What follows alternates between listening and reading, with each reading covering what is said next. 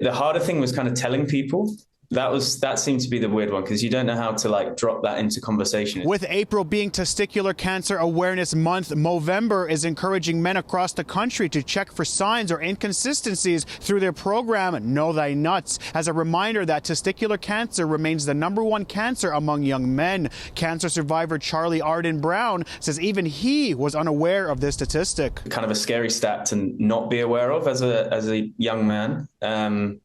So bringing awareness to it, kind of what's the worst that could happen by checking your nuts? You feel your nuts, you're fine, you know?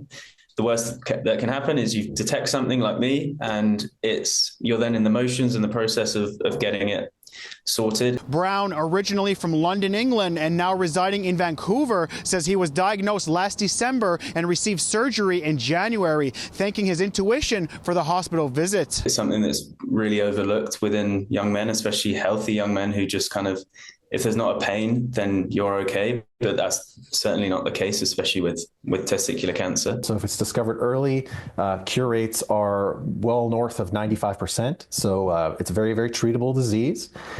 It's also relatively straightforward to detect. And that's really the crux of what we want to talk about at Movember in terms of our Know Thy Nuts campaign. Early signs can be a lump, swelling, or pain, an increase in size, or change in feel. Those symptoms may not be the same for everyone. We want to make sure that people understand what normal feels like for them and that they can note any changes over time. And if they feel changes, it's probably nothing. There's lots of normal things that go on down there. But if you do feel a change, you go to your doctor. Only 24% of men studied by the campaign said they would share their diagnosis with their partner. I was one of those statistics, definitely, because even when I first went to the doctors, I didn't want my girlfriend to know initially, which was, again, a crazy thing to think that she would be, I don't know, she'd have an opinion on it. It's bizarre that was my initial thought. Both say this is a common struggle among recently diagnosed men, and they hope to squash this and other stigmas surrounding the disease. It's important that you understand what's normal for you, and if